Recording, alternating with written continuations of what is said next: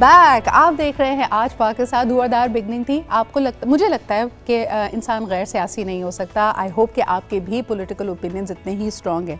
लेकिन अब ज़रा बात कर लेते हैं अपनी हेल्थ केयर, अपनी look after and well being की। आपने अक्सर सुना होगा और ख़ास तौर पे इस खित्ते में कहा जाता है कि अगर आपके चेहरे पे तिल हो तो वो खूबसूरती की निशानी है। और कई दफ़ा लोग इसका मुख्तलिफ मतलब भी निकालते हैं अकल्ट साइंसेज में कि जी अगर आपकी गर्दन पे तिल है तो इसका मतलब है आप बहुत आउटस्पोकन हैं, अगर आपकी गाल पे तिल है तो इसका मतलब है कि आप बहुत खूबसूरत हैं, आप बहुत चहीते हैं लोगों के।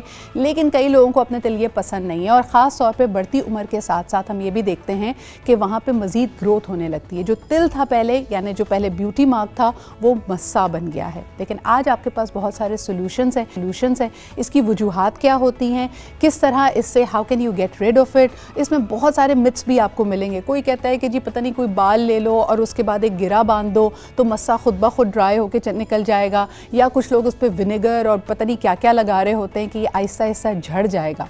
सवाल ये है कि क्या मस्सा झड़ सकता है, और दूसरा ये कि हमारे पास लेटेस्ट क्या ऑप्शंस मौजूद हैं। उसके लिए my very favourite, my very dear friend जो हाल ही में टर्की से आई हैं एंड ज़बरदस्त दोस्त जो आपको छोटा सा तोहफा लेके आएँ और तोहफे से यकीनन मोहब्बत बढ़ती है। So she got me this Turkish look me. आज हमारे साथ मौजूद हैं डॉक्टर अमरीन रोशन। अस्सलाम वालेकुम अमरीन। वालेकुम अस्सलाम सिद्रा। मुझे ऐसा लग रहा है मैं कोई तुर्की का ड्रामा देख रही हूँ। एक तो आपकी लुक वैसी ही है, ऊपर से आप ड्रेसअप वैसी हुई हैं। कैसी हैं आप? बिल्कुल ठीक, आप बताएं कैसे हैं? अल्हम्दुलिल्लाह।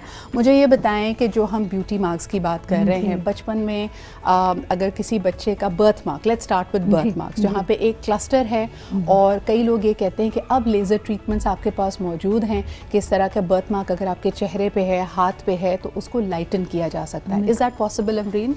बिल्कुल, वेरी मच पॉसिबल। पहले क्या होता था कि लोग छोड़ देते थे कि ये तो बर्थ मार्क का मतलब होता था कि लाइफ में कभी ट्रीट नहीं होगा। सही। अब ऐसी बहुत मशीन्स आ गई जिससे वो लाइटर हो जाता है। काफ़ी हद तक इतना कम हो जाता है कि महसूस नहीं होता, जब तक कि आप उसको किसी लाइट में ना देखो, महसूस नहीं होता कि वो बर्थ मार्क मौजूद है या नहीं। सही। फिर जहाँ आप मोल्स की बात कर रहे हो, तो मोल्स आपको पता है बाय बर्थ भी होते हैं और कुछ होते हैं जो कि आपकी प्यूबर्टी के बाद भी आपको आते हैं। तो मोल्स की कुछ ऐसी एज, हाँ, जितने भी मोल्स होने होते हैं वो 40 की एज तक होते हैं। 40 के बाद एग्जैक्टली आर मोल्स? आपने बहुत अच्छी बात की कि कुछ तो पैदाइशी आपको एक बड़ा सा तिल नजर आता है और फिर वक्तन फवक्तन, यानी कभी आप अपने हाथ को भी देखें, आप अचानक कहेंगे यार मेरी कलाई पे पहले तो ये मोल नहीं था, ये तिल नहीं था, ये कहाँ से आ गया? जी ऐसे ही है। मोल एक्चुअली सिर्फ एक स्किन की एक्सेसिव ग्रोथ है। ओके। और वो ये एक क्लस्टर, मतलब समझिए कि एक एक्युमुलेशन है ये सेल्स की, क्लस्टर की। बिल्कुल।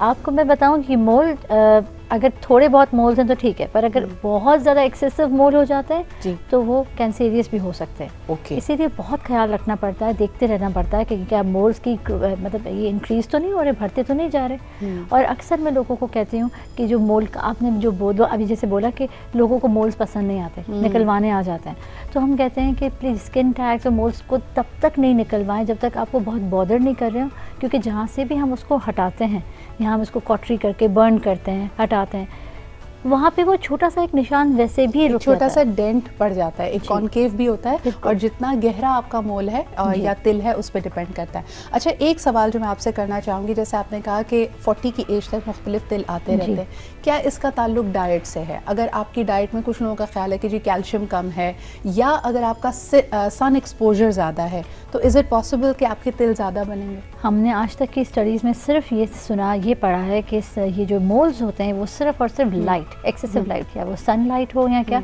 लाइट से इंक्रीज होते हैं। ओके। अच्छा, तो फ्रेकल्स में और तिल में क्या फ़र्क है? फ्रैकल्स जो है वो बिल्कुल ही अलग चीज़ है। फ्रैकल भी एक पिगमेंटेशन का ही नाम है, पर मोल समझे सिर्फ एक डॉट के निशान पे, मतलब एक निशान से शुरू होता है और वहीं पे ही ग्रोथ करके कभी कभार टैग बन जाता है वो। ठीक है। पर जो फ्रैकल्स है वो स्प्रेडेड, एक समझे कि एक ऐसा पैच हो जाता है। फ्रैकल्स एक ऐसा पैच है कि लोग कहते हैं उसको छाइयाँ हो गई हैं, हमें फ्रैकल्स हो गए हैं।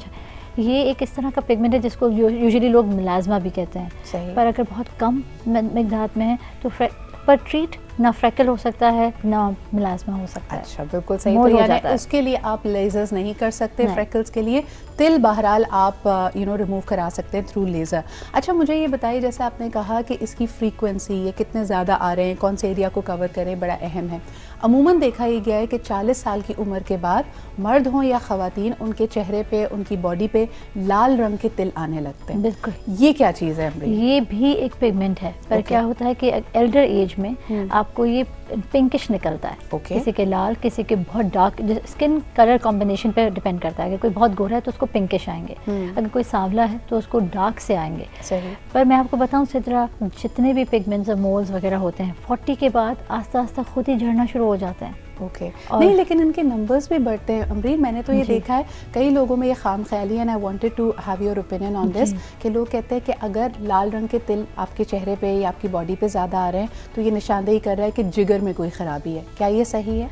हमने ऐसा कुछ, मैंने नहीं सुना। नहीं, this is not an indication of anything. अच्छा, एक और जो हमारे यहाँ बड़ी कॉमन मिथ है वो ये कि अगर आपकी बॉडी पे छोटे छोटे टैग्स यानी छोटे छोटे मस्से आपकी गर्दन पे, आपकी बॉडी पे आ रहे हैं तो ये भी इंडिकेट करता है कि खून में किसी चीज़ की कमी या ज़्यादती है या फिर कोलेस्ट्रॉल बढ़ा हुआ है। क्या ये कोई लिंक है?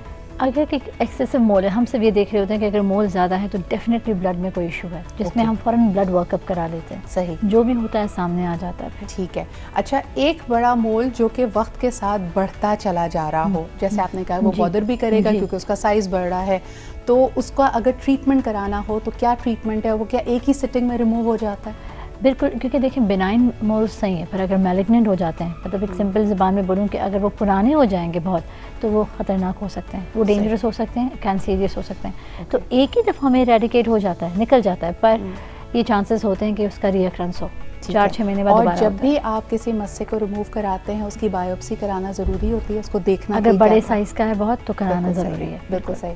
हमारे यहाँ जो लोकल टोटके हैं ज़रा उस पर भी बात कर लेते हैं। कुछ लोग कहते हैं कि जी आप ही अपने सर का बाल अगर गिरा बांध दें, आहिस्ता आहिस्ता मस्से की जो ब्लड सप्लाई है वो ख़त्म हो जाएगी और वो झड़ जाएगा। क्या ये सही है? सर का, घोड़े का, पता नहीं कौन से बाल सुने मैंने ऊन, ये वो पता नहीं क्या क्या लोग बांध देते हैं। मैं आपको बताऊँ, मैं बहुत बिलीव करती हूँ ये होता है। अच्छा। जो ये कर रहा है उनको वाकई फ़ायदा है। वो कहते हैं वाकई वो घोड़ों के बाल उन्हें हमें आके बताते हैं कि वो गिर गया। तो ये जो पुराने ज़माने के टोटके हैं मैं इन पर बहुत बिलीव करती हूँ, सच में होते हैं। लेकिन आप क्या उनको रेकमेंड करेंगे आज के ज़माने में जबकि बैक्टीरिया वायरस प्रॉब्लम? शॉर्टकट है, बस यूँ कॉटरी की एक डॉट और निकल गया। हाँ। तो हम कैसे रेकमेंड करें? हमारे पास जो छोटी छोटी मशीन्स हैं, बस यूँ कॉटरी की और निकल गया मोल। अच्छा अमरीन, मुझे ये बताएं कि अगर बहुत छोटे बच्चे का बाय बर्थ कोई मस्सा है या तिल है तो कौन सी एज होती है जिसके बाद आप कहेंगी पेरेंट्स को कि इसको ट्रीट करो? बहुत छोटे बेबीज़ को भी अक्सर माएँ परेशान हो जाती हैं कि जी बर्थ मार्क फेस पे इसको फौरी तौर पे शुरू करें, तो कौन सी वो रेकमेंडेड एज है जिसके बाद आपको ट्रीटमेंट पे जाना चाहिए? मोल्स के लिए 13+ और बर्थ मार्क के लिए आफ्टर 1 ईयर। साल भर के बच्चे को भी करना शुरू कर देते हैं। अच्छा, और साल भर के बच्चे को लेज़र ट्रीटमेंट देना सही है? मैंने खुद नहीं किया कभी, पर मैंने अपनी आंखों से अपने उस्ताद को करते देखा है और वो कहते हैं सेफ़ है। सेफ़ है, ओके। अच्छा, मुझे ये बताइए कि जो ख़वातीन और मर्दों में तिलों की या मस्से की प्रोपेंसिटी है ज़्यादा किस में होते हैं आपके ख्याल में? कोई ऐसा जेंडर इसके अंदर स्पेसिफिक कंडीशन आप देखती हैं? मर्दों को देखा है। मर्दों को देखा है बहुत ज़्यादा, नेक की तरफ बहुत ज़्यादा मोल्स होते हैं। मैंने अपने पास क्लिनिक में एक मेल पेशेंट के 67 मोल्स निकाले एक ही दिन में। मुझे 3 घंटे लगे थे। Wow, it was a record I made कि मैंने, और फिर हम लोगों ने वो पूरे जमा किए, उनको दिखाए, बोतल में डाल के उनको दिए। 67 मोल्स हमने एक दिन में 3 घंटे में निकाले। Wow, wow. अच्छा, उसके बाद जब लास्ट क्वेश्चन मुझे बताएं कि इसके बाद पोस्ट जब आपने ये कर लिया उसके बाद ट्रीटमेंट क्या होती है? Do you need to take some antibiotics? Do you need to go through a certain treatment? क्या ये पेनफुल होता है? पहला सवाल तो लोग ये भी हम नम करते हैं, पर थोड़ा पेनफुल होता है, थोड़ा पेनफुल। और फिर उसके बाद इसका पोस्ट केयर क्या होता है कि आप उसको ड्राई रखना पड़ता है। अगर आपने इसको बहुत क्रीम्स में मॉइस्ट रखा तो उसमें पस आ जाएगा। क्योंकि न्यूली ट्रीटेड होता है, आप उसको ड्राई रखें। यूजुअली काफ़ी लोग कहते हैं कि जाने के बाद घर जाकर ऑइंटमेंट लगा दें। सबसे बेहतर ये है जो हमने एक्सपीरियंस करके देखा, हमने मॉइस्ट भी रख के देखा और ड्राई भी। ड्राई छोड़ दें वो और झड़ के लेसरेशन की तरह गिर जाएगा।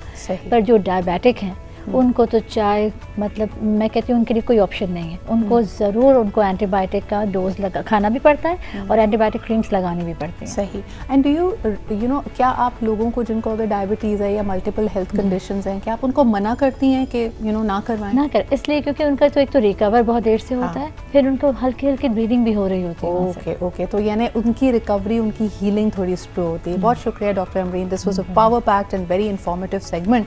लेकिन जी आपको बताते चले चलें एक और, यानी ये सारी बातें भी मुझे लगता है कई दफ़ा राज की बातें होती हैं।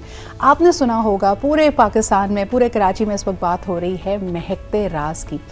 इट्स नॉट वेरी कॉमन कि आप कराची की सड़कों पर निकलें, सी ब्रीज़ की वजह से आपको एक मस्की सी स्मेल आती है, लेकिन एक महकता राज, मैंने खुद इसको एक्सपीरियंस किया कि मैं एक दफ़ा 3 तलवार के बाहर से गुजरी और मुझे बहुत ही अच्छी सी ये खुशबू आ रही थी, एंड आई फाउंड आउट कि ये डाउनी की खुशबू है। अगर आपको नहीं पता तो डाउनी का असल में एक फूल है, और ये महकता राज क्या है वो हम आपको बताते हैं एक छोटे से ब्रेक के बाद।